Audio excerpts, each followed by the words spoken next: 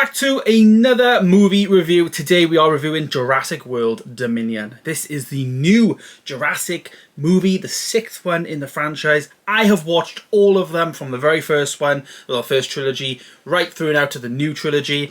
Of course, we'll be doing a ranking video after this, so stay tuned and subscribe if you want to see all of my thoughts summarized in one video and ranking them from worst to best. However, Jurassic World Dominion, where am I going to put this in that list, and what do I think of it? Well, it is one of the worst Jurassic movies in my opinion. I've got to be honest, I really wanted it to be fantastic, but it's not as amazing as I thought it would be, and it's a real shame. I really thought it would be, and yeah. So basically the movie opens, follows on from the end. I think it's 4 or 5 years after Fallen Kingdom, and all the dinosaurs now are like roaming the world, and the world is trying to get used to living alongside dinosaurs, rather than, before it would be in this park and all that. Now, I like the premise of it and the thought of the movie in the sense of, like, it wasn't like another, like, create a dinosaur park and all that, because every other movie is basically the same, and so I like that it was kind of different in that sense, but it was trying to do way too much. We had the storyline where we had Chris Pratt and Bryce Dallas Howard's characters obviously like just going off and doing their thing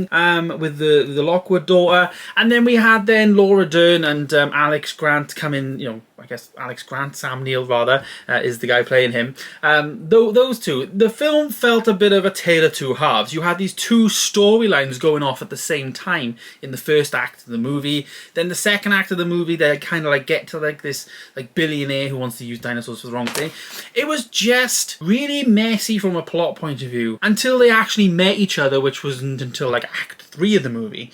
So the first act of the film I thought was really messy. I went to see it with my brother, and I actually said to him like halfway through, like, this feels like two different films. Like, it didn't feel like one movie, continuous story at one point. There was two very different plots going on. You had Laura Dern's character, who was very much focused on like these giant mosquito things or cricket things that were like, locusts they were rather, that were like multiplying and populating and eating all of like seeds for food chain and stuff like that. So that was one thing. And then you had Bryce Dallas Howard who they were looking for Blue's baby, and their kid, the Lockwood daughter, was kidnapped, and there were two very different plots. I think they just should have chose one. Very much felt like they obviously were doing the sequel with Bryce Dallas Howard and Chris Pratt, and then all of a sudden then Alex Neil and Laura Dern sign up, so they create another storyline and merge them in, and then in the end they just literally, they just met each other. They just met. That was what it was. It was a real mess in my opinion in terms of how they wrote the film, and it was disappointing. Things I liked about the movie though was the blockbuster feel. It did feel like a big blockbuster. There was a lot of money spent on the film. There was very good effects. It's always going to be, especially with a movie of this stature, it's going to have a lot of eyes on it.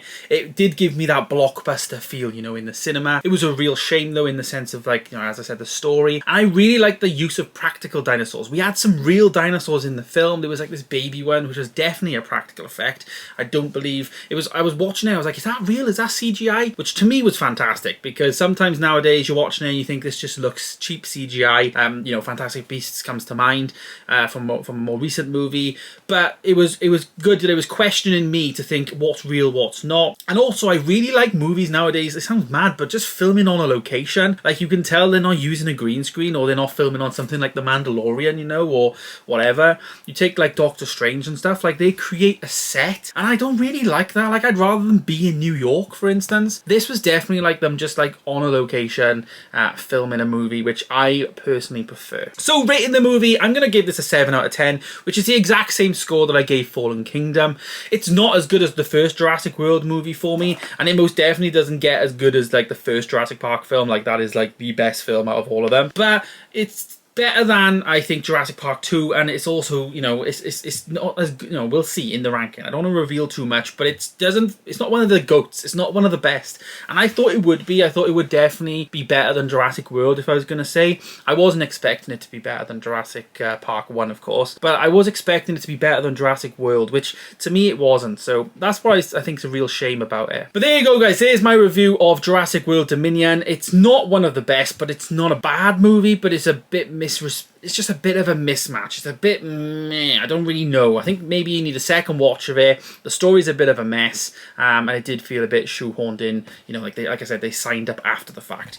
Let me know your thoughts down below on Jurassic World Dominion. Have you seen the movie? Let me know what you think of it. I'm really interested to know what you think.